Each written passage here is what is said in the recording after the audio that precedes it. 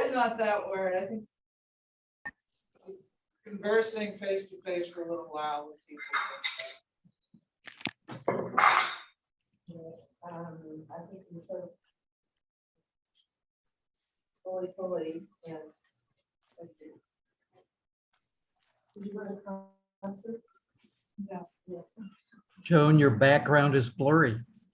I don't know what to do. All of a sudden, all of the little features changed yesterday. And I'm totally unprepared to deal with this, Lynn. I just learned how to do the last go round. So I understand, but I don't know. I went into settings and I clicked a few things and I'm so sorry. So either I'll figure it out or I'll beg Elliot to do it for me. Yeah, I was gonna say you could always call Elliot and ask. Oh, God. It's just so easy to make me feel inept. There must be some setting on your camera. Over here, Rabbi. Your focus is very, very near field. That way now you can look straight up and see who's. I see. Good morning, everybody. Good morning. I see they finally put the screen. in front Everybody of you. back in business here. Yeah. Good morning. Age, Good morning. oh, I'm glad I didn't bring my calendar. I want to reschedule with Jeff on Thursday morning because I want you. You can come in the afternoon. All right, let me get back to Jeff and I'll be in touch with both of you and we'll, I mean, it's, you know, I didn't bring my pen. That was dumb. I'll be right back. Let me just run get my. We kind of left it table. No, people said they liked the idea. They wanted you to meet I've got people to see. That's called a clean slate behind you. There's Behind the Yeah. rack. Actually, it looks like it hasn't been erased very well, hasn't been cleaned off, washed for a long time, just erased.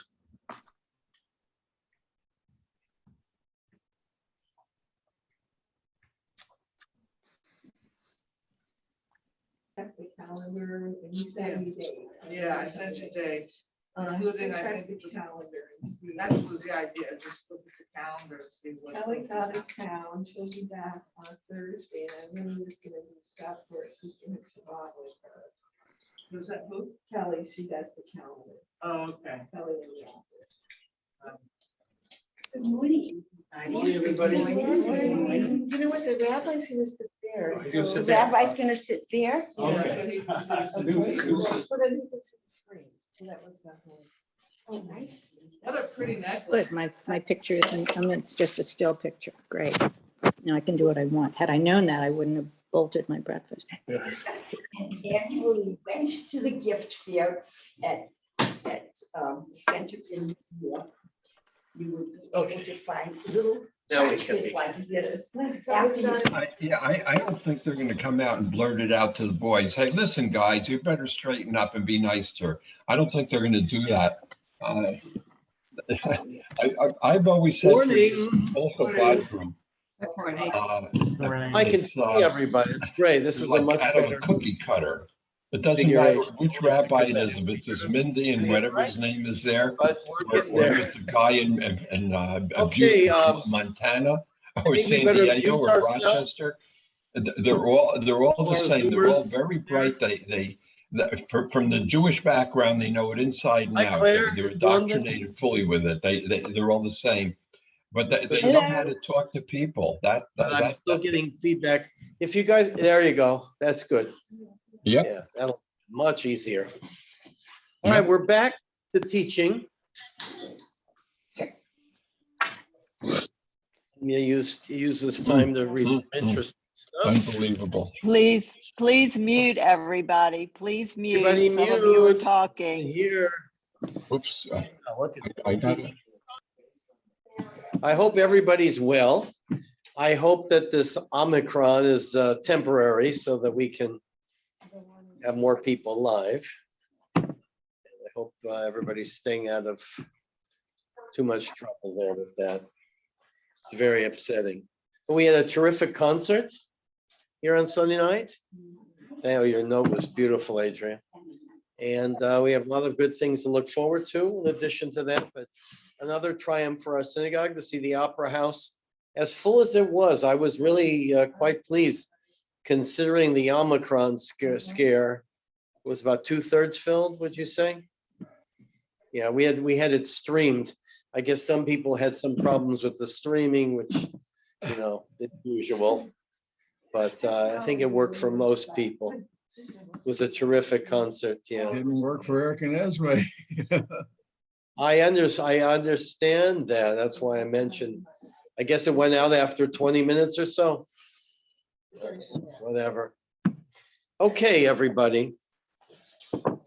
You know, my mind is already thinking of classes for next year, so I'm having fun with that. We're gonna do, yeah, like we're not having fun this year. We're gonna do philosophy. Philosophers. Oh, hi, good morning, Val. Good morning, good. Good.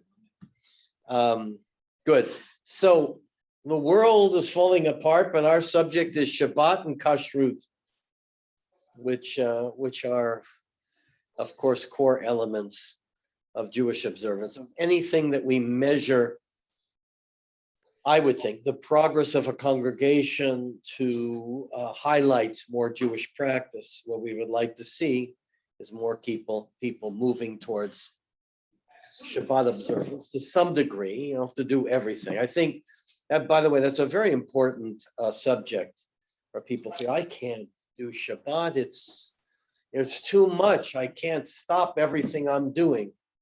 But there's a way of gradually moving into Shabbat, and a way of gradually moving into Kashrut. Now, you shouldn't be expected to do everything overnight. That's not healthy and that's not normal. It would be like going on a crash diet. All of a sudden, I'm not eating this, I'm not eating that.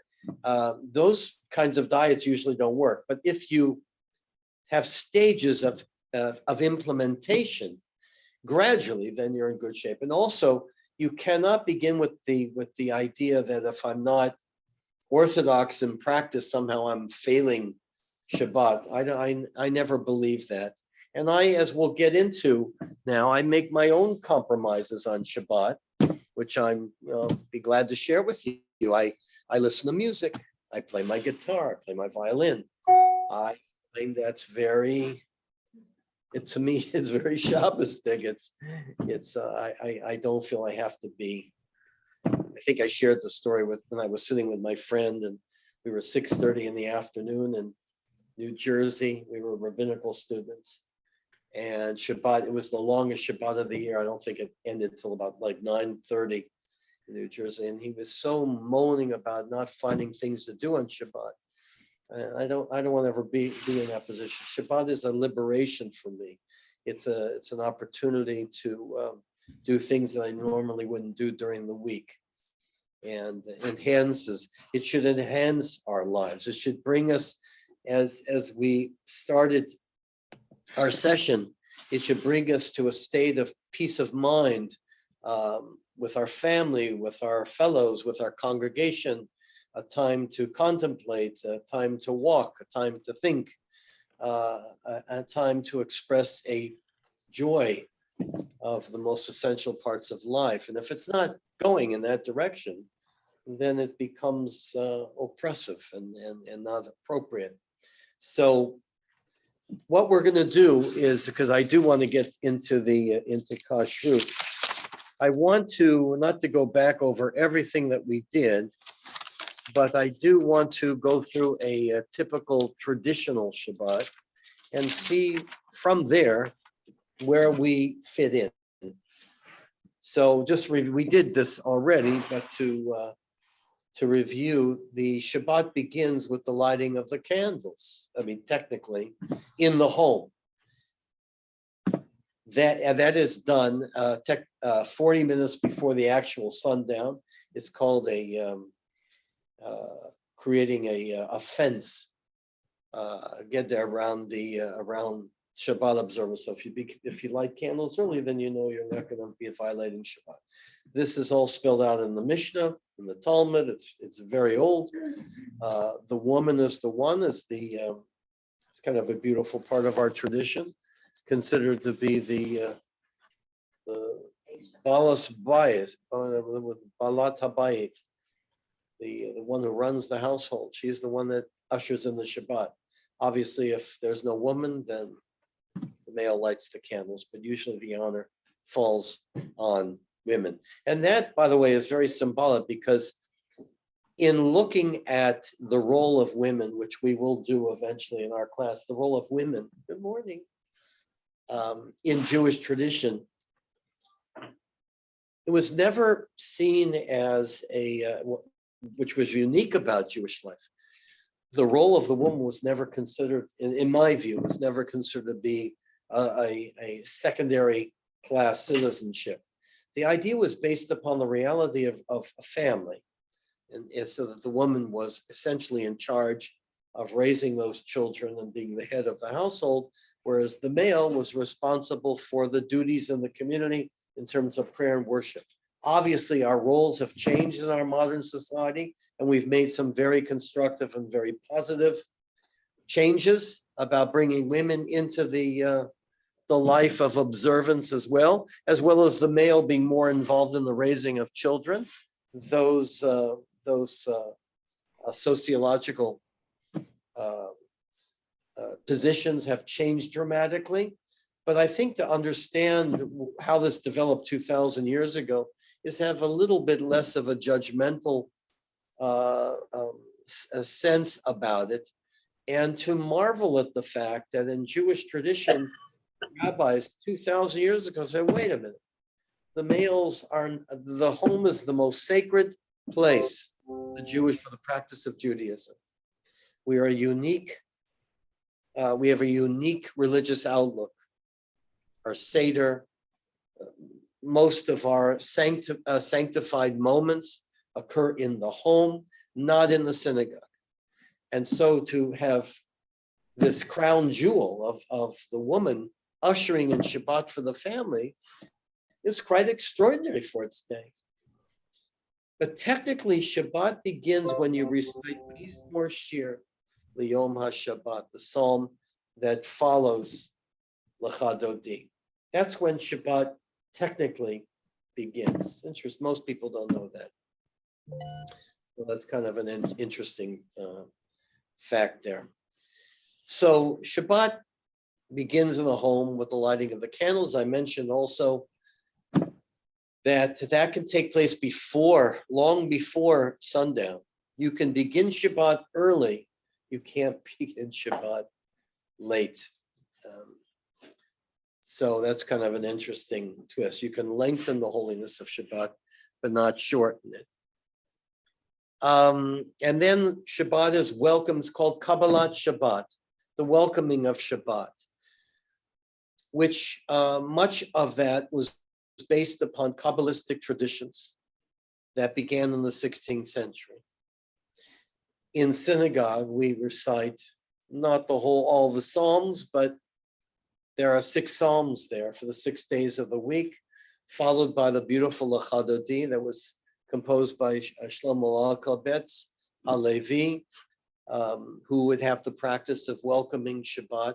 We're not sure whether he did that on his own or had a following, but he would go to the cliffs in beautiful Tzfat and welcome Shabbat by watching the sun go down. And he composed the beautiful Lecha Dodi.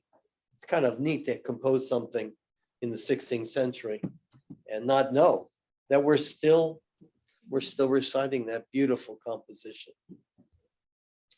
So that's where the tradition of welcoming Shabbat began. It's a Kabbalistic notion that you greet Shabbat, the spirit of Shabbat, like a groom welcomes the bride down the aisle. That's, by the way, why we stand for the last stanza of Lecha Dodi and face the entrance of the synagogue. It's like the bride coming down the aisle. That's where that tradition began. Lecha Dodi likrat kala pnei Shabbat nekabbalah. The Shabbat's compared to the bride, and we welcome the bride of Shabbat. So there's a lot of analogies of the love affair between God and the Jewish people that the Kabbalists accentuated and brought into our normative tradition today. It's kind of an extraordinary development in our liturgical practices. So as I'm sure many of you have been to the Kotel, the wall in Jerusalem, to see the beautiful dancing, and the Hasids especially, because they are the direct inheritors of the Kabbalistic tradition. They have embellished the whole welcoming of Shabbat with the dancing and the yeshiva buchers and the singing. It's quite a profound experience. I used to go to Hasidic synagogues when I was a student there because I was so enamored with the unique dancing to welcome the Shabbat. But the liturgical prayer part of Shabbat evening is really not the significant part of Friday night. The most important part of Friday night is at home, the dinner. The dinner is a sanctuary. The dinner is the altar. That's why we don't wash our hands because we feel that our hands are dirty. We wash our hands because we're approaching, as our ancestors did, they would wash their hands and feet before they approached the altar in Yerushalayim, in Jerusalem. So the idea was the home replaced the temple. That's where that practice comes from.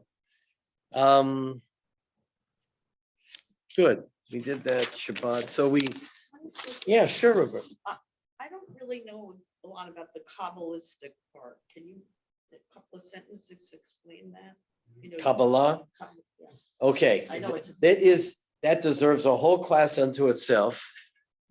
But we always try to answer. I answer everything but 14th century Ukrainian poetry. Don't ask me anything about that. But I like answering questions. That's the beauty of the classes. Kabbalistic tradition, mystical tradition in Judaism, and the book I'm reading is very important there, really has a very, very old history. Another book I'm reading, which is very much a part of all of Western thought. I forgot the name of the book that I'm starting, but the idea was that there was a battle between Aristotle and Plato from the beginning, a philosophy which entered into Jewish life. And Aristotle was the rationalist,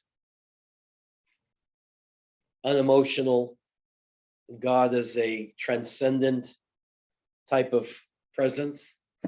And Plato was the one that separated the material from the non-material. Plato was the one who developed the idea of the soul having priority over the material, over the body, and developed the mystical tradition. Platonic thought, Gnostic thought has a long history, and it certainly entered into Jewish life long ago. We have, for example, the first chapter of the prophet Ezekiel, which is chanted on the first day of Shavuot, which is a vision that nobody can understand. It's a mystical vision. But the Kabbalists believe that there were three. We're going to get into this tomorrow, but and we're going to get into it more into our class coming up with Jewish thought. But the idea that there were three revelations. There was the written Torah, the oral Torah of the rabbis, and the mystical revelation. Kabbalists believed in three. So there was always a battle within Jewish tradition between the rationalists and the mystics. Mystical thought, which we see remnants of that in Ezekiel. We have plenty of a presence of mystical thought in rabbinic writings, Gnostic thoughts, which is about the mysteries of God's presence. It seems to have been a more elitist type of endeavor that eventually became more predominant in Jewish life around the 13th and 14th centuries, probably because of the oppressive inwardness that had developed in the Jewish community. There were plenty of mystical works before them, but it seems to have been elitist. The idea is that, how to generalize mystical thought, is that God cannot be identified in rational terms. It's an emotional sense of a divine presence. The idea of mysticism is to try to bring this transcendence of God's presence into more immanent presence. Let's hold on to a much better characterization in my other class. But by the 14th century, with the publication of the Zohar, mysticism became the predominant. This was avoided, by the way, for years in modern Jewish scholarship until Gershom Scholem came around and said, I'm not going to let you guys get away with this, you rationalist German Jewish thinkers. Mystical thought was the dominant Jewish path in life from about the 14th century.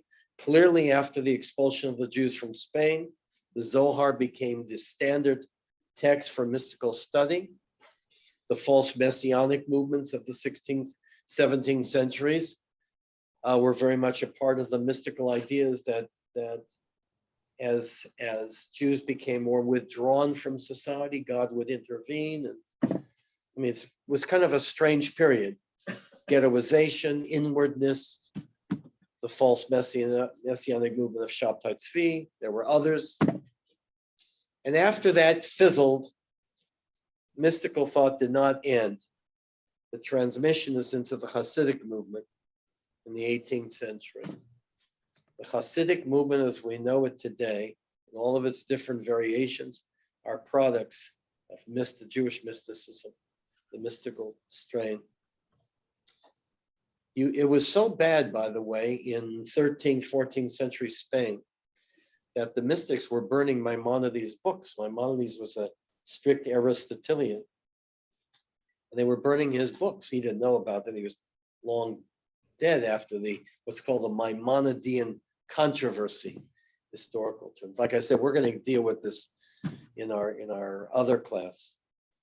But it is interesting how there was such a battle between the Mitnagdim and the Hasidim in the 18th and 19th centuries, how much of mystical tendencies and liturgy entered into mainstream practice today. Our notion, by the way, when I hear people saying, oh, we heard Ozzy Schwartz and we should bring more, music and whatever, dancing, whatever it takes to enhance. That is a very Hasidic notion of dancing and the soul of the music. And there's a lot of good there to enhance. That's with using your body, shuckling. That was a very mystical approach. Kol atzmotai tomana. We use all of our bones and all of our being to express our love. And what happened is that this mystical Hasidic strain entering into mainstream Jewish life has enabled us to realize that we need more than just straight, rational thought, but we also need the emotions. So you had a great battle, for example, within the conservative movement between the two schools of thought, the mystical and the non-mystical. You had Mordechai Kaplan, the rational Maimonidean, and Abraham Joshua Heschel, the 12th generation of Hasidic rabbis, who was the Rebbe of the music, of singing and dancing, and they didn't talk to each other. Even though their offices were on the same floor, they did not like each other.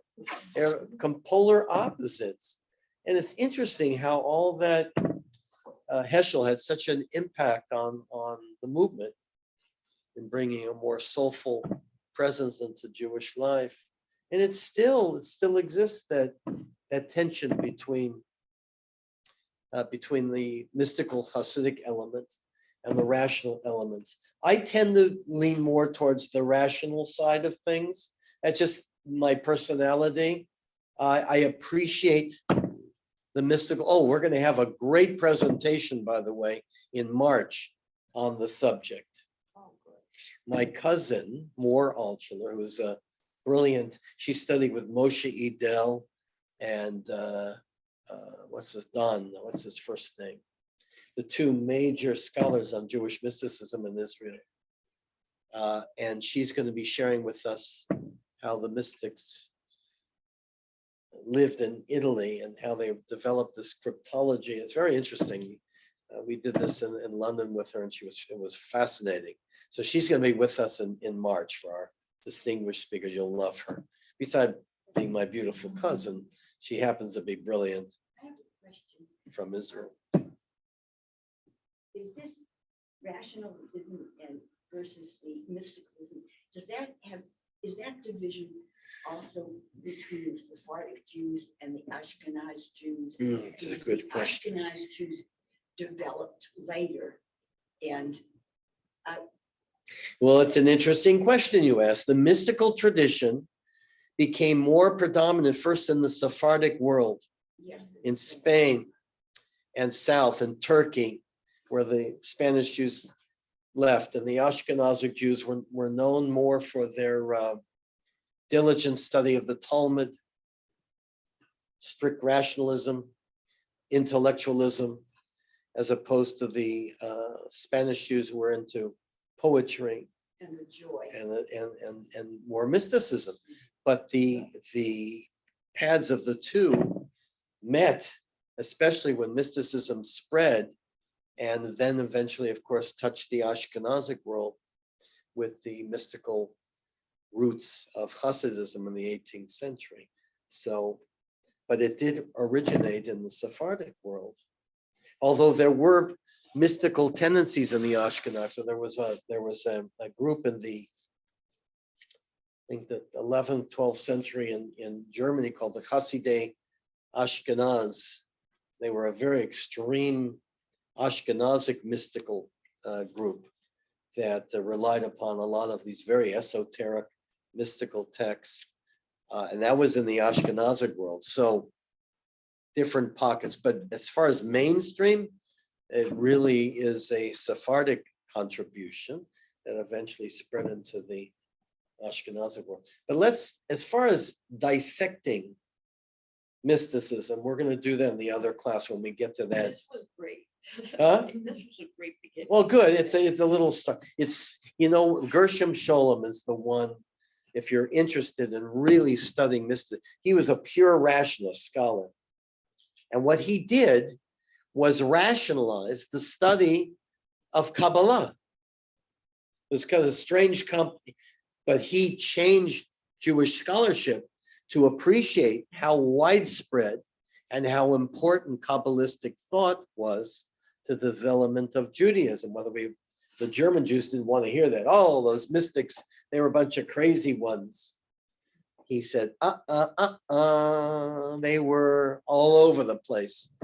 So what's interesting about Scholem, he was a fuddy-duddy scholar. I mean, he brought mysticism into the scholarly world. Yosef Dan, Moshe Idel, those were his disciples who taught more. So that became her specialty in mystical thought. But it's so hard, and Scholem, what he does is masterful, to try to take these esoteric concepts and try to make them rationally explicable to a readership. That was his genius and his ability to do that.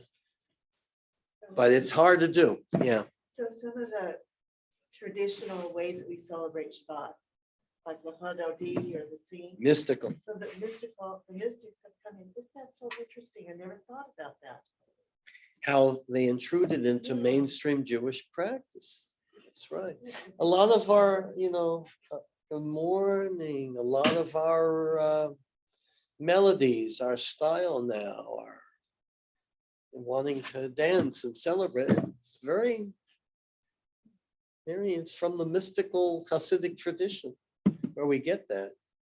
Heschel made a big contribution. He admitted he was enamored with Hasidic thought in ways, So emotions. Chazanut then, Mhm. that is Chazanut, that kind of singing, which way? does it go? Chazanut, well, rooted in what we associate with Chazanut, traditional cantorial chanting, is really rooted in 19th century Eastern European Ashkenazic life. My grandmother's, your grandmother's lives in the shtetls. I'm not a big expert in that, but that's when you had the glorious era of the development of the cantor and the chanting. And does it have a mystical root? I suppose, because the Ashkenazic Jewish communities by that time, I know in both of my grandmother's towns, that they were Hasidic. There were communities that were, the Lithuanians tended to be more rational, and the Hasidic communities tend to be more in Galicia and Ukraine, in that area. It's a good question. I'd have to look into that. Thank you. But that's how our traditional Chazanut developed, really from the Eastern European tradition. So I remember my grandmother, my father's mother, she was very religious, and she was in Chicago, and Yosela Rosenblatt was the main cantor there. She said, oh, they waited for him to do Unatana Tokef, and you couldn't hear him chant in this booming voice. Everybody was crying, and they were beating the floor, and there was this huge. Every time we do Unatana Tokef, I always think of my grandmother. It must have been. I would have done anything to see that. This hugely emotional response. But yeah, so they grew up Kusavitsky, Rosela Rosenblatt. Forgetting some of the great, Pinchas, what was his name? Pinchas Bornstein. There were a lot of great cantors from them. It's an art that's being lost. It used to be in synagogue for 5 hours because the cantor would be chanting. People don't want that anymore. Kedusha would last for an hour. Let's okay, we're not going there. But once in a while, it's kind of interesting to hear.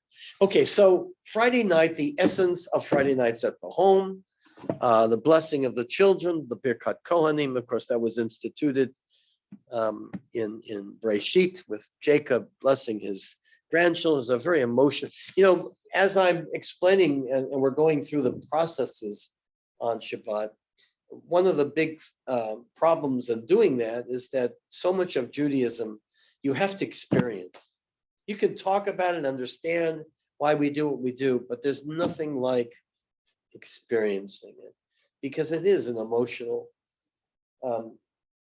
it's to me, I understand why I do what I do on Shabbat. Don't get me wrong.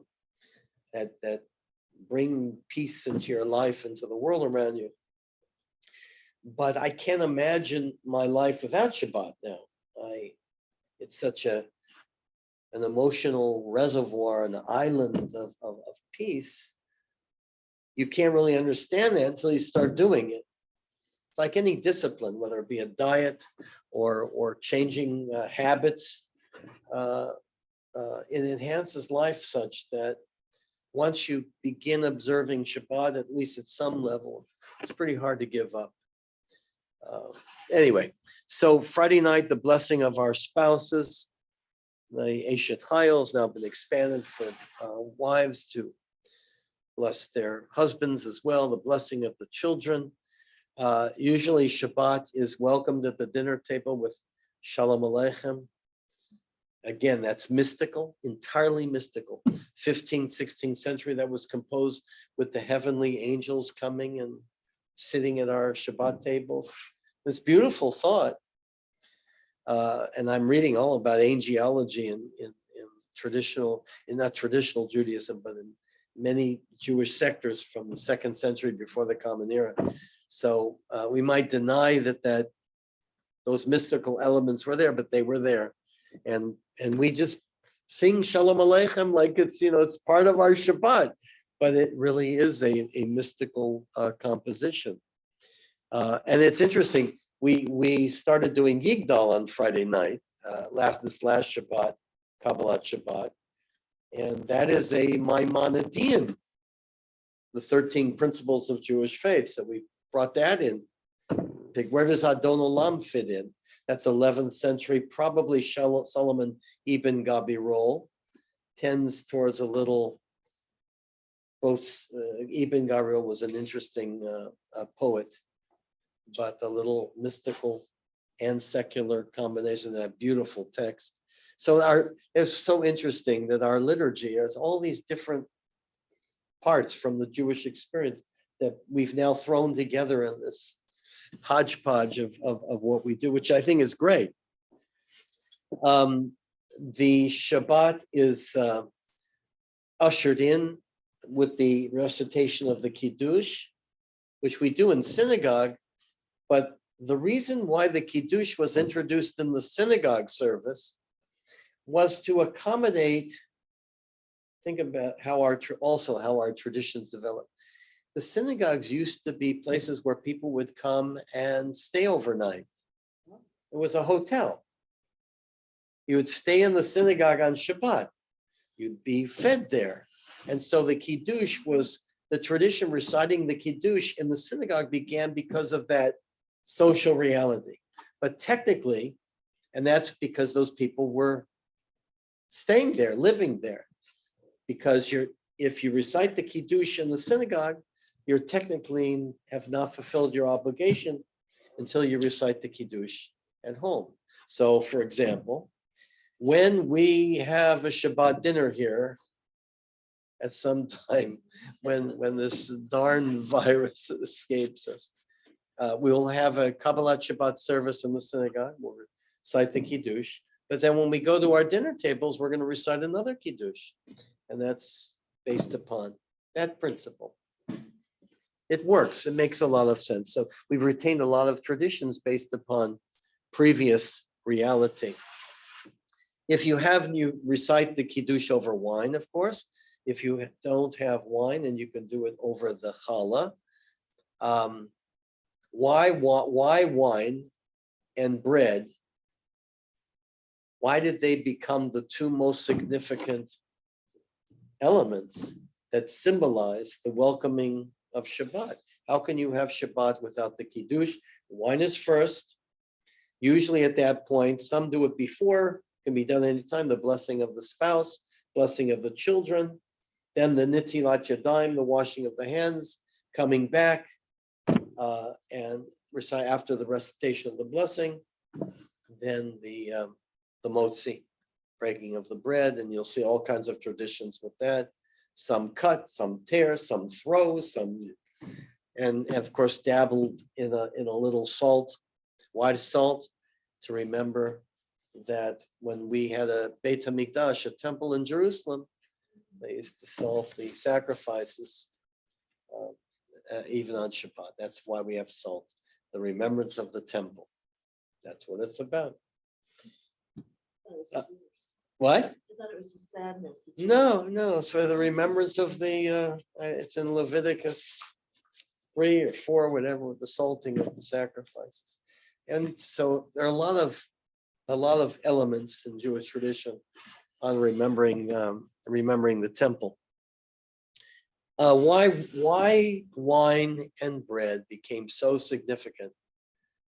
By the way, interesting, in New Testament, at Yeshu's Last Supper, he says, and this is really confounding, he says to eat the bread, which is my body, and then to drink the wine, which was his blood.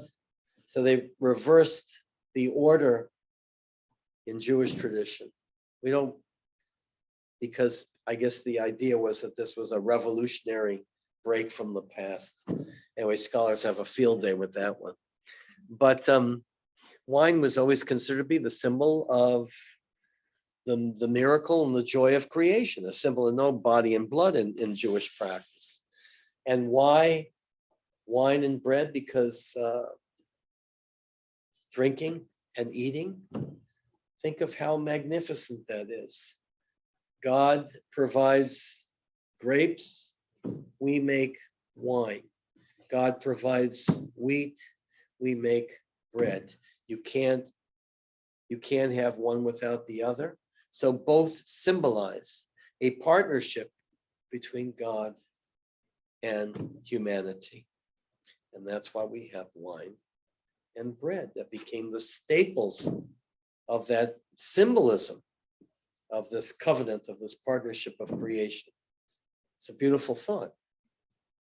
So Christianity, I mean, I try to be, really do, respectful of other religious beliefs, but I am never, what's it called, transubstantiation. Catholic Church still believes that when you eat the wafer and drink the wine, it turns into the body and blood. The Protestant churches have rejected that. Although I'm not sure about the higher churches. I'm not sure they have, but that's a big diversion from Jewish practice. The knife for cutting the challah is supposed to be covered because the knife is a symbol of violence and all these little symbolisms. Be covered. When you're reciting the blessing of the kids, you should cover the knife. Then there's a whole midrashic discussion about why the bread is covered before we do the motzi, and it's so unusual. There's a huge rabbinic discussion about how we should be sensitive to the feelings of the challah. You know, the challah has been subjected to place number 2 rather than place. I bet you never thought about hurting the feelings of your bread, but the rabbis picked that up and to cover up the challah so as not to embarrass the challah while you're reciting the blessing over the wine, because you'd be concerned. Obviously, the idea was to teach our people to be sensitive to each other.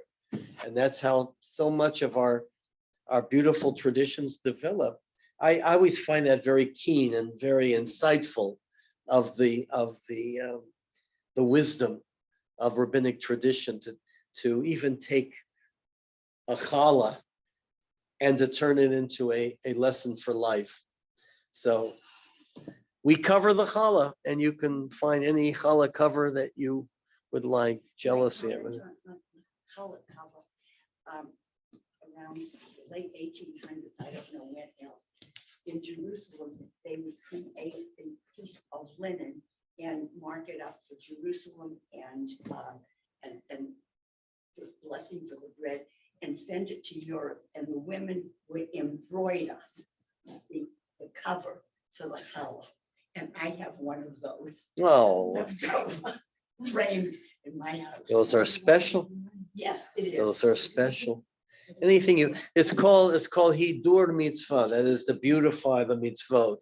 So if you have a special netilat yadayim cup for the washing of the hands, a beautiful kiddush cup, it's technically not required, but it adds to the beauty of the Shabbat, what we're doing.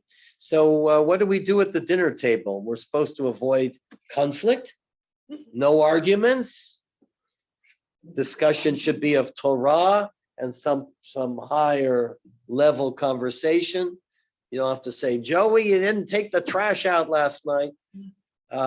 Try to lift up the level of conversation. What I remember, there was a study done. I don't remember exactly where it was, but the average American household spent, I think it was like 29 minutes a week talking about something other than what the obligations and mundane things. That's a pretty low number. I don't know whether that was many years ago, but it's true. We need time to be with each other. And that's, I hope that we can have Shabbat dinners here again. So, because that really will be a special time for us to bond together and discussing whatever Torah or all the good things in life. So we're supposed to study, we're supposed to sing. There are special zmirot, melodies and songs that are quite beautiful that have become part of the traditional Shabbat observance. When we have our dinners, we'll teach as many of them as possible. And if we have a cantor, then we'll let the cantor do it. But otherwise, you'll have rabbis the substitute. So, and then of course, the grand meal concludes with Birkat Hamazon, the blessing after the meal. Where does the Birkat Hamazon come from? It comes from Deuteronomy. It says, "V'alchalta v'savata uve'erachta et Adonai Elohecha." You shall eat first, you shall be sated, satisfied, and then you shall invoke your blessings upon God.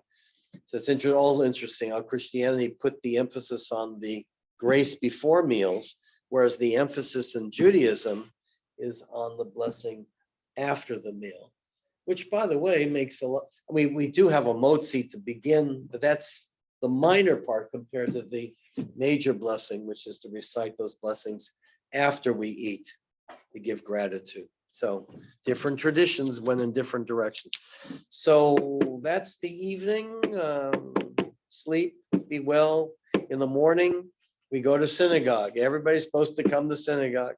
And the focus of the synagogue, unlike Friday night, which is very light, the focus of coming to the synagogue is really Sinai, hearing the Torah read and studying Torah.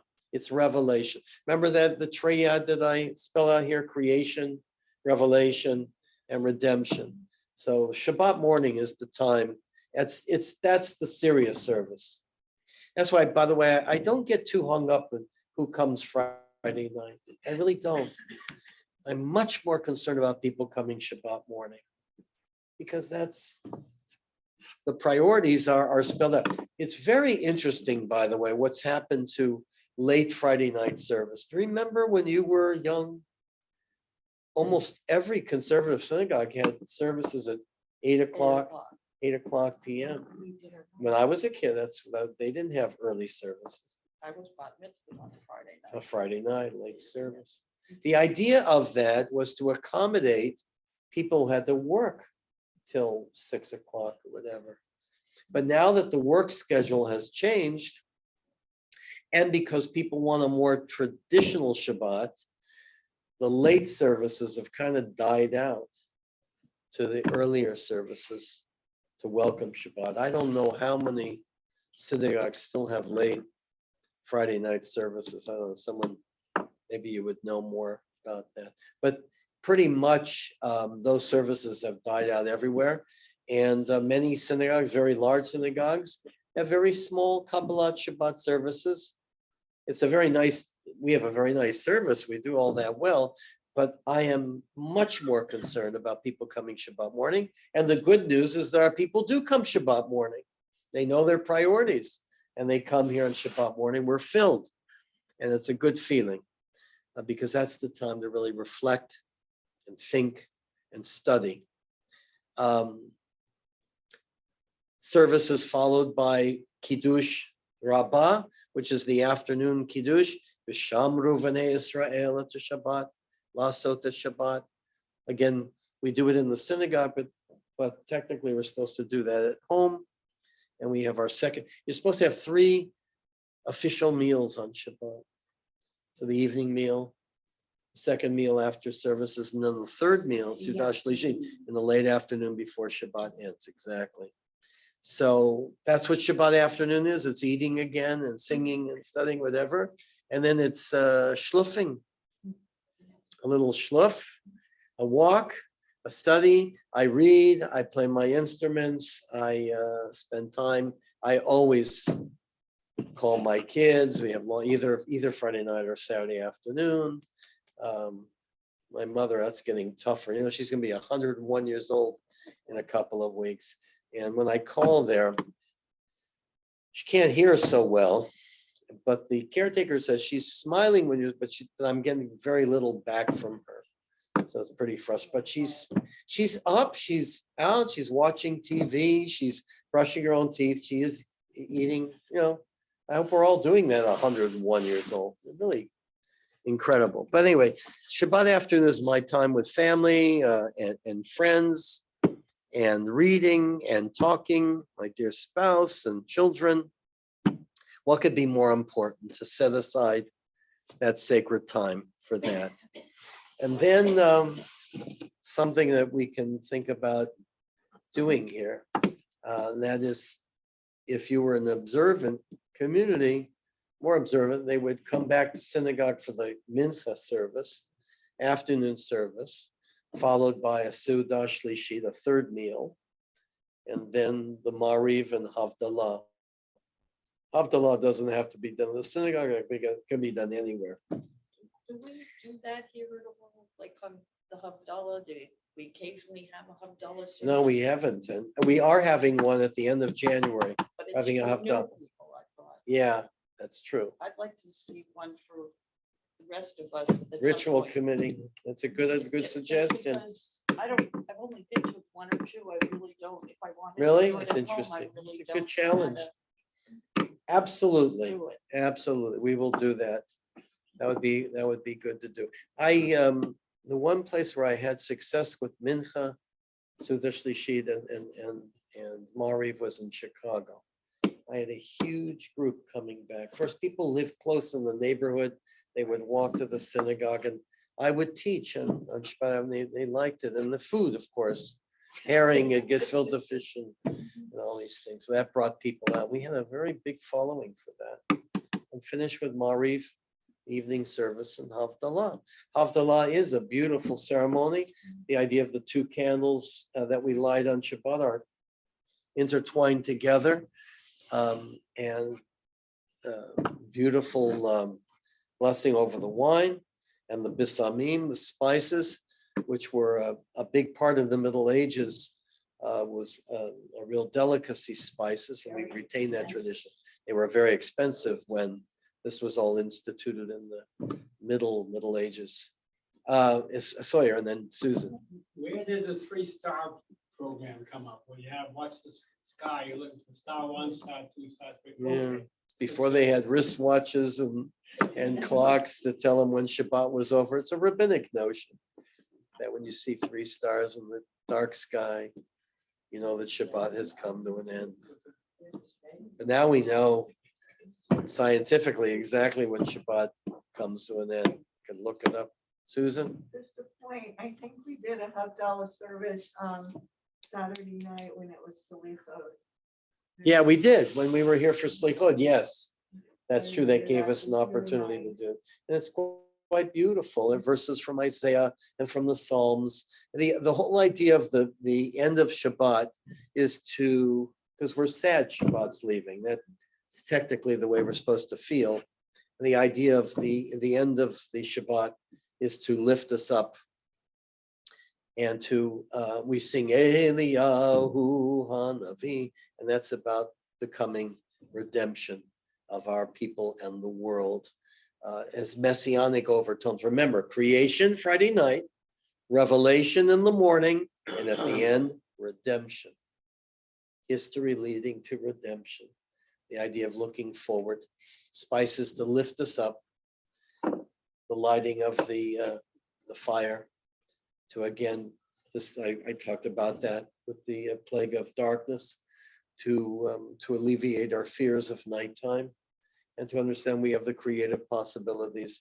For those of you who didn't catch my Friday night drasha about that, it's very interesting about the fear of the evening. The Egyptians, my theory, well, it's not my theory, it's not me, it's kind of given that so much of the account of the plagues in the Torah were an attempt to repudiate, polemicize against the Egyptian society.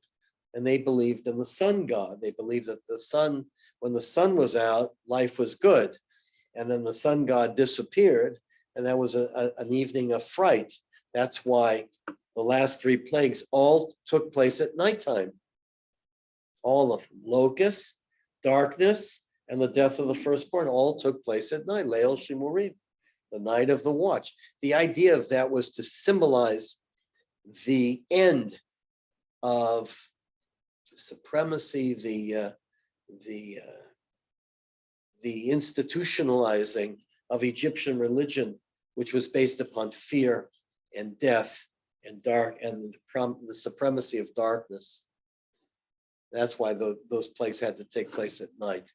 The exact opposite in the Torah, the very first thing is created is light. We light candles at night. We are not afraid of the night. God is always with us in the nighttime as well as in the daytime. We don't believe in just a sun god. So there's a lot to the way our tradition developed. I have braided candle on. Well, that again developed as a tradition. The idea was to we light 2 Shabbat candles to symbolize the 2 words in the Torah of where the 10 Commandments take place in Exodus and Deuteronomy. There's 2 different words used.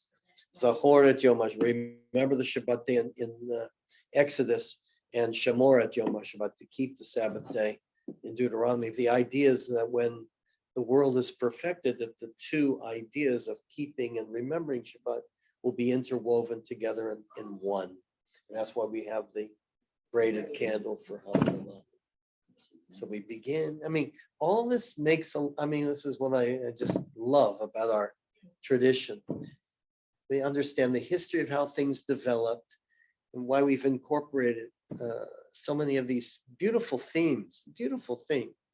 The idea of looking forward to the fulfillment and the redemption of the world. So we're sad, but we're trying to pick ourselves up, smell the spice of the world, which you're right, that was the greatest delicacy of all back in the Middle Ages. What? Yeah, we look at the reflection on our fingertips when we light the candles. That tradition developed as well. The spice boxes frequently represented the cities. Where they used to keep the spices, yeah. Right, so you'll see in the Havdalah, you'll see these little flags and the housing of the spice, because that was, where the treasure was. And so the idea was to remember the spice of life, the bisamim. Absolutely. And it's just so interesting. We're not living near spice fortresses anymore, but we've maintained the tradition of the spice box. All the senses return: taste, smell, touch, sight, and hearing, which enables us to continue the creation of the world, messianic world. All right, so a few Shabbat subjects. I thought I'd get the Kashrut, but let's see how. I talked about the difference between avodah and malacha. The prohibition in the Torah, al ta'aseh melachtecha, you should not do any work, bigvulecha, in your homes, your borders, on Shabbat. The word there's 2 words for work in Hebrew. One is malacha, and the other is avodah. Avodah, the word evet, comes from the same root. It means toil, real, physical work, which became the word for worship, because worship, the idea of the rabbis is that should not be easy. So we're allowed to do physical work in a sense on Shabbat. As I use the example, if you have a refrigerator in the middle of the living room and you want to clear a place for people to come, you can lift the refrigerator and move it 3 floors down, sweat like heck, and you've not violated Shabbat at all. But if you take a feather from the public domain and bring it inside your home, that's technically a violation of Shabbat. Obviously, this has nothing to do with physical labor, has to do with malacha, which is changing the composition of things. It's an act of creativity, an act mostly associated with God. So for example, you're not allowed to pluck fruit off of a tree on Shabbat. It doesn't take a lot of work to do that. You're not supposed to use your pin on Shabbat. It doesn't take a lot of work to do that. But Rabbi, you're working so hard on Shabbat. I thought you weren't supposed to. I get once in a while, I get that. That's okay on Shabbat. I'm supposed to work on Shabbat. I'm not violating Shabbat by certain workings. Now, there's a lot of room for whether moving a feather from the street into the home is a great violation. I frankly don't worry about that too much. But the idea is an important one, the idea of a public domain and private domain. These things were much more important back in the old days when the public domain was associated with business And the rabbis were trying to make that separation. It's also alluded to in the prophet Isaiah as well. So the mention of that prohibition was a very strong one. But what most people don't know is that what's prohibited are malachot, tearing, ripping, reaping. A lot of agricultural things are all prohibited on Shabbat, but not sweat of the brow. And it's based upon 39 malachot that the rabbis derive from the building of the Mishkan, of the tabernacle. It's all in the Mishnah. They took the various verbs in all those chapters at the end of Exodus that we never, Rabbi has to be very creative, those Shabbats at the end.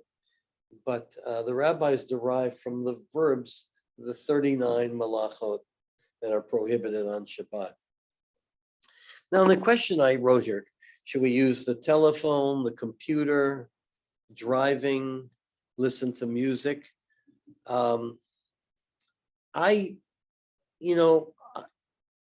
I've made my own compromises. I certainly use the phone. I feel that I need to make contact with my kids, grandchildren, my mother, my brother, my family, and I've made that compromise. I think it enhances my Shabbat. So I've done that. I don't use the computer. Driving on Shabbat, I have no problems with that either. I know the big issue is that 2,000 years ago, almost 2,000 years ago, Rabbi Akiva, who spoke of transport on animals, that I can understand why they prohibited that, because that was making the animal do work for you. But Rabbi Akiva didn't own a Ford or an Oldsmobile. So we had to be, beginning in the early 20th century, had to be a little creative trying to figure out whether that's appropriate or not. The conservative movement basically pronounced this in the early 1950s. And that is, it would certainly be best if you didn't use your automobile on Shabbat. Not because it starts fires and all that, but because, what if you get a flat tire along the way? What if someone cuts you off on the road? It's not a pleasant situation if you're in there. It is better to be able to walk. But I don't have any great problems with that from a halachic point of view. I think that if you drive and you're coming to synagogue or you're going to observe Shabbat, I have absolutely no problems with that at all. And I think that we just live in a completely different time. I think it would be really weird if you saw your rabbi coming up on horseback here. Then you'd have a big problem with the rabbi using his horse on Shabbat. But the car, it's the ignition is an already set. It's the same with the electricity. I think that, if it works for people who are observant, who don't drive and choose to do that, I have nothing but respect for that. But I also have respect for people who drive and come to synagogue, and most of our people are that. I'll never forget when many years ago, my first congregation in Connecticut, and the Orthodox rabbi was so upset. Alan Abrams, what happened to him? He was so upset with his people driving to a shul on Shabbat. He chained up the parking lot. I stood there. I'm not going to let him. He barely survived that. It's so ridiculous. We should be happy that people are coming to synagogue and should be applauding that rather than making it more difficult. I'll also never forget my dear Uncle Sam, a blessed memory, in Chicago. We were very close, and he was a good Jew, boy, and we're very close with his kids, my cousins. And Sam used to go to I think he went to the same synagogue that Joel Feder went to. It was called Skokie Valley Traditional Synagogue. And Sam was about a mile away from where we used to walk every Shabbat morning. In the cold Chicago, that was not always easy. And then he was also a volleyball. He loved being a referee at volleyball games, and he just completely killed his knees, and he had to have knee surgery. So there was one Rosh Hashanah where he had just had surgery, and he had his wife was going to have, my Aunt Sue was going to have to drive him to synagogue, and he went to see the rabbi to get his thoughts about doing that. And he said, Rabbi, what should I do? I have the surgery coming up, and I love being in synagogue. I can come if I. And the rabbi said, stay home. Better you stay home rather than violate Shabbat. And Uncle Sam never went back to the synagogue. He was because I hear my father's voice. So you have to use a little seichel, you have to be. You can't be so rigid where you're forgetting the most important thing. So I think of my Uncle Sam. So driving is. So today, some of the Orthodox, I think all the Orthodox synagogues, they're not Zooming or live streaming. At all. Because for Shabbat, and it's really been difficult. I think it's a very. I don't know how they've survived. They're having problems. They have big problems with that. I guess that's true. None of them are doing any streaming. See, this is where you have to use a little sechel, a little common sense to keep people together as much as possible. We're living in extremely difficult times, and you want to keep people together. My brother hasn't been to a Shabbat service for it. Wow, that's really, I didn't realize that. Where I lived in Scarsdale, next to White Plains, Yeah. there was an Orthodox synagogue on Weaver Street. People moved to Scarsdale on one side and New Rochelle on the other to be able to walk to the synagogue.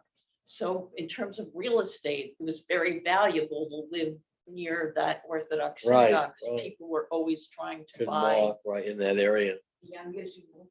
Well, Yeah, yeah, that's right. Young it's the Israel. same in my brother's Yeah. neighborhood in Los Angeles. The Beverlywood area has become almost completely Orthodox because of the walking distance of the many synagogues in the area. It's really incredible what's happened, and that's driving up the prices.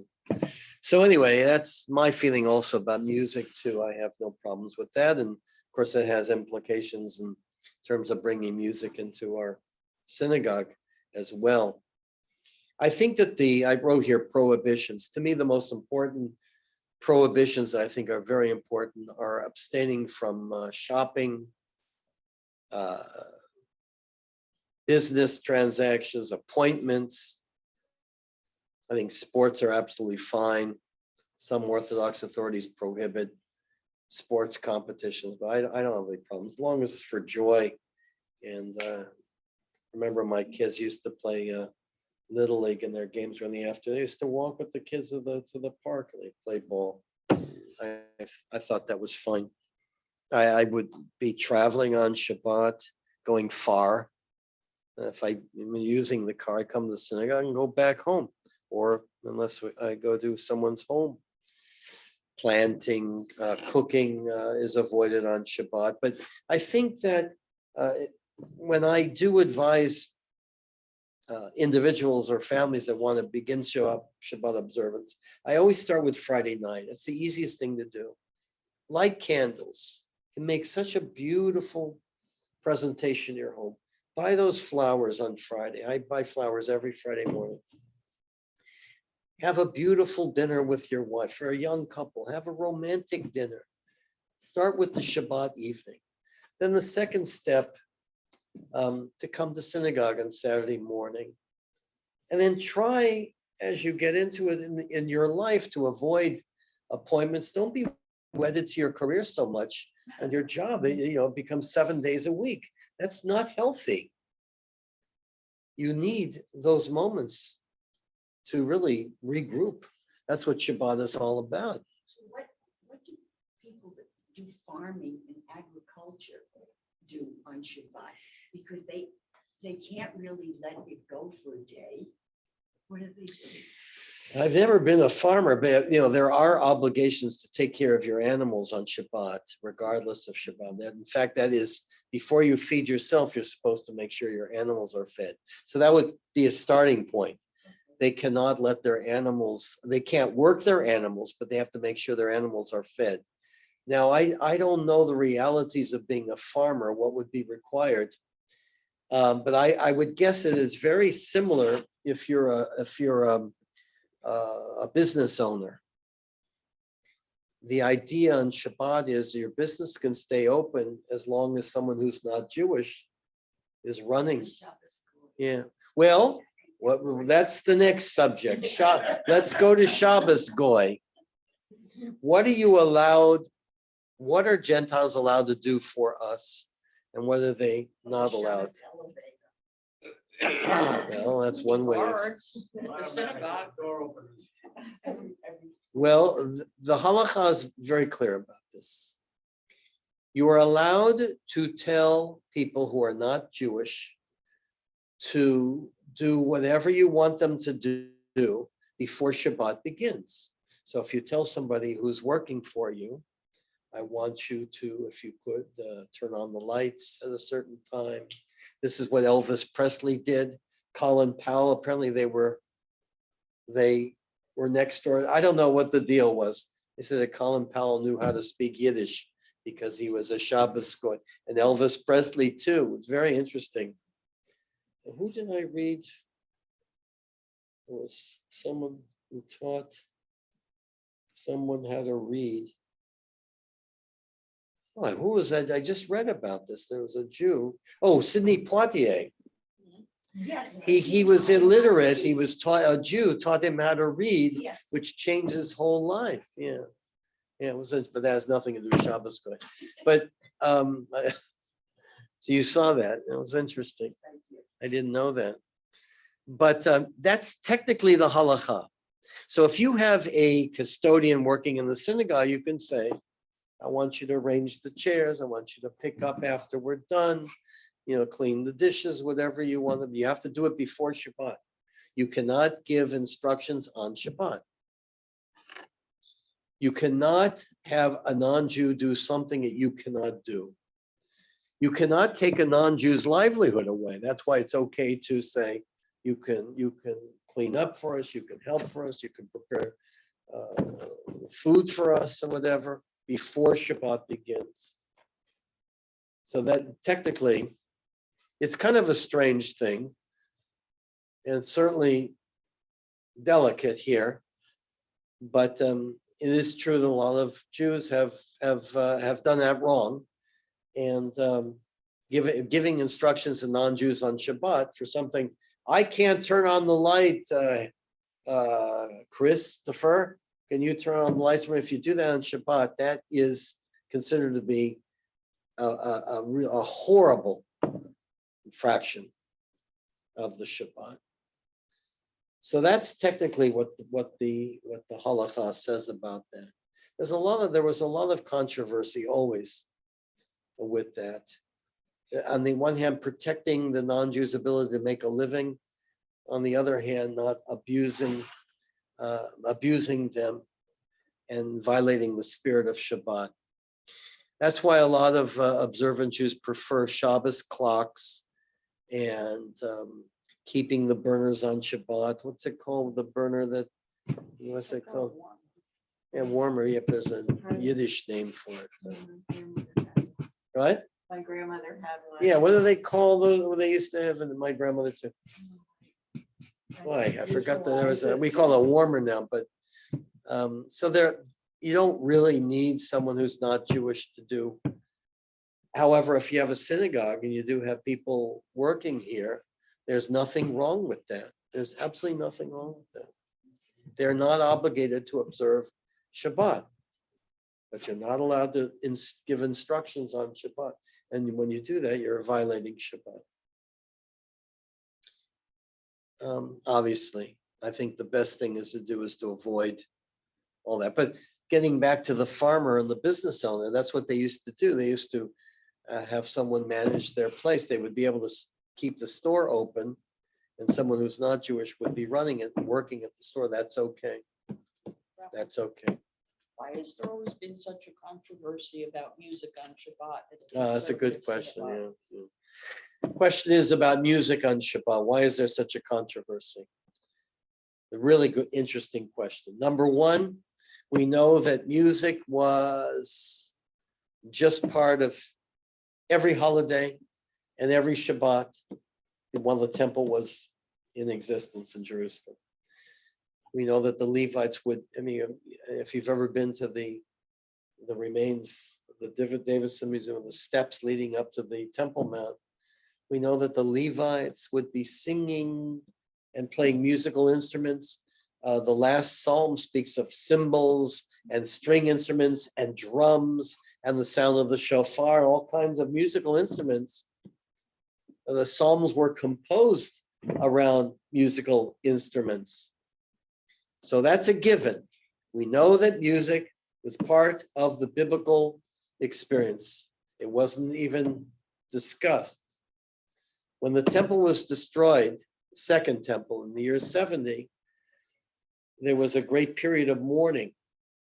And so the idea was, well, two reasons that developed in the Talmudic discussion. Number one, it was considered to be so sacred to temple worship that you imagine, celebrating with music after the destruction of the temple. So the rabbis prohibited music from being part of Shabbat and the holidays. But the main reason for the rabbis is there was a danger that someone would be carrying musical instruments also, the whole issue of what you do on Shabbat. Like, that's the reason why you don't blow the shofar in Rosh Hashanah. It's not considered a musical instrument. The danger in the Talmud is the idea that someone blowing the shofar would carry it to the synagogue. It's interesting how that was really the predominant reason. So for all the years after the destruction of the temple, the halakha developed that there be no musical instrumentation on Shabbat. It started to change when Jews started getting liberated in Europe, and you had the introduction of the Reform movement of the organ to try to kind of imitate the Gentiles, frankly. And it was very important symbolically, because what the German Jews, Reform Jews, were saying was, we are no longer looking forward to going back to Jerusalem or rebuilding the temple. Our temple is in Germany. Our temples are temples here in Berlin. We don't need the Beit HaMikdash in Jerusalem. Therefore, musical instrumentation is perfectly acceptable. That was the crack in the door. Of course, the Orthodox continued to oppose that. But there was musical instrumentation, mostly with the organ, I mean, with an instrument that we associate with churches today. And so even those who are in favor of bringing music back into the synagogue don't necessarily say, oh, we've got to have the organ playing for us. It's a different issue. But what happened then in the conservative movement is that generally you would have the prohibition continued. In the synagogue I grew up in, the idea of having a musical instrument on Shabbat was impossible. But there were plenty of people in our movement who were saying, wait a minute, maybe we should take another look at that. Jerusalem has been unified, rebuilt. We're celebrating now a rebuilt Jerusalem. There's not a temple there, but we're not in mourning any longer. We've moved on. So a lot of conservative synagogues, and spurred on by certain key, I'll give you, for example, we just heard Cantor Schwartz from Park Avenue Synagogue, and he mentioned in the question and answer period how their synagogue had an organ for all the years because the congregation was founded by German Jews. And so an organ was, I guess, pretty standard in there. And what happened in New York, frankly, about 40 years ago, is a congregation called B'nai Jeshurun. Clara knows, I think some of you are nodding your heads. Yes. B'nai Jeshurun, bringing in some of the traditions from Argentina. It's a long story how that developed. developed a musical presentation on Shabbat with guitars and keyboard and percussion. Marshall Meyer was the one who really drove this when he came from Buenos Aires. Music on Shabbat, evening and morning. And it was really unique for a conservative synagogue. They since dropped out of the conservative movement. They're an independent synagogue, even though it's conservative style. And they really changed the parameters of discussion. And it's quite beautiful. You go there, the music is outstanding. They have some incredible, the young people, they were getting people in droves coming to synagogue. Stand on the steps, supposedly, hundreds of them. Right, and they danced, they were talking about Hasidic tradition, the Chadodi, they would dance through the whole, I don't know if you've ever been there, but my friend Bob Canner, well, hopefully we'll be here to visit one of these days, is a big macher at that synagogue, and it's quite an experience. I used to go there a lot with him.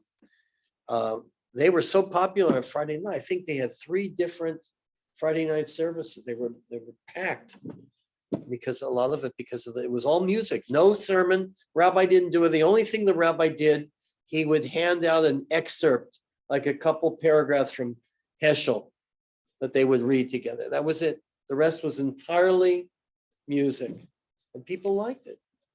And that put a lot of pressure on other synagogues, looking at the success of BJ, as they're famously called. And they started introducing musical components into their own services and spread all over the country. So that's where we're at right now. That's why I asked the question about how they integrate the needs of traditional chanting with modern music. And everybody's walking on eggshells or trying to figure out how to do both. That's really where we're at right now, trying to figure out our musical future.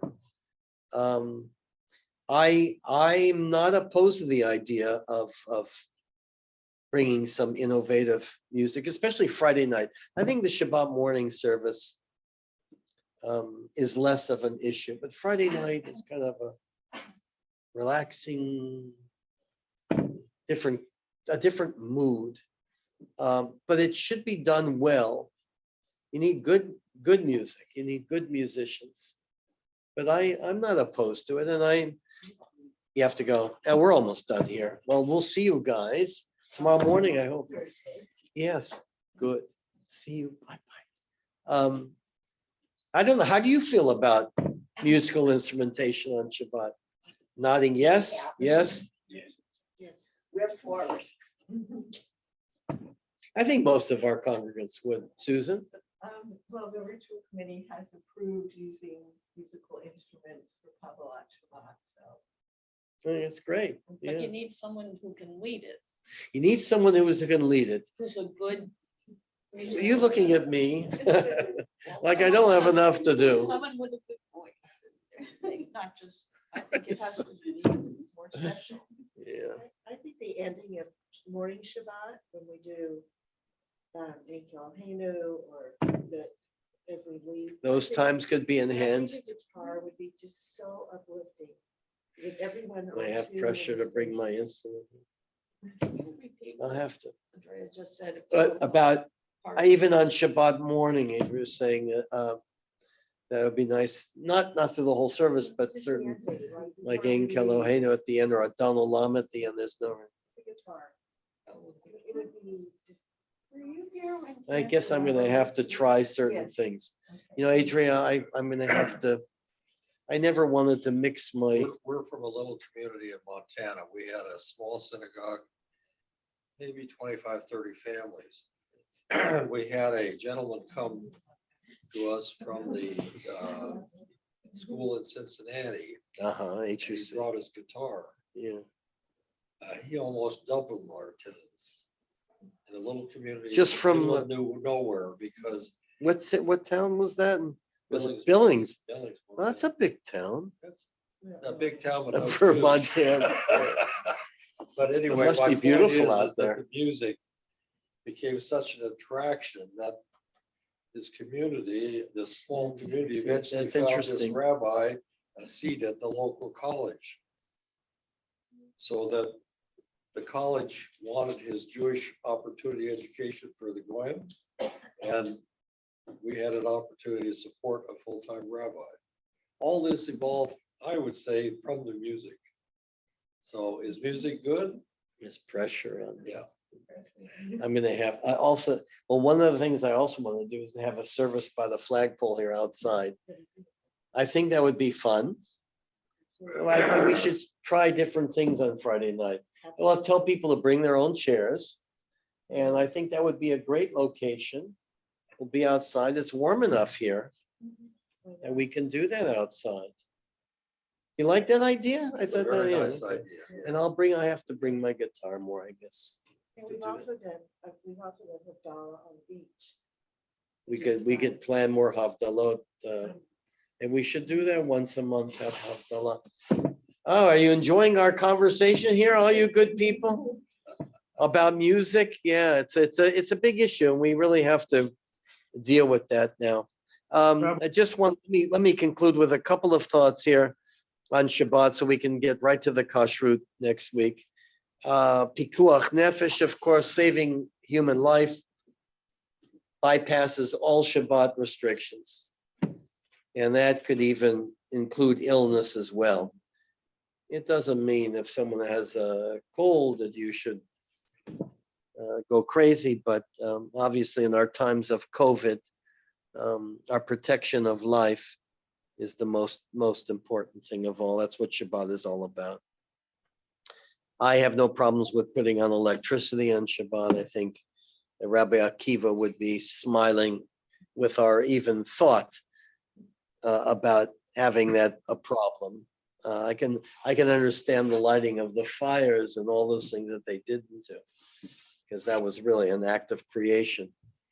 But carrying on Shabbat too, I have no problems. And the Orthodox have an eruv, kind of a subterfuge of the prohibition there. I think it's not necessary, but I respect those who do that. Okay, I think we're pretty much.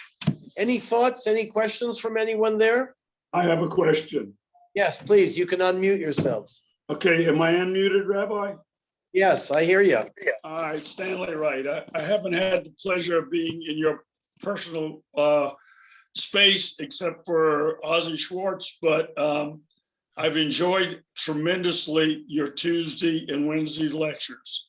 My Thank problem you. that I have is that as much as I'm getting out of it, I've been trying to get the Wednesdays. I've had other businesses on Wednesday forever. So I've gotten 1 or 2 lectures, and I've been working with the office, and they keep saying, we're going to bring it on. If you could give it some effort to see that we can see the beginning lectures and all the lectures, it's amazing. You're bringing a lot into my home, and I want to say I really appreciate it. I look forward to Saturday. I'm looking forward You're to so Shabbat, not credible. with Ozzie Schwartz, but with you. But that'll come.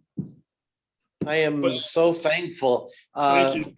I know there's an ongoing discussion about having the classes on our website, and so I'll Well, they discuss- keep telling me they've recorded them, but they're not showing them. But Right. they keep waiting on some person. But anyway, Rabbi, from the deepest of my heart, I have gotten great pleasure, and Oh. I look forward to being with you personally and on the Shabbat. Thank you I very much. am. I don't have no words. I am so thankful for I realize as I get older, I need so little in this life, but to feel the support and the love from all of you, I am flying as close to heaven as possible. I feel the support all the time, and you've made this rabbi so extremely happy and so desiring.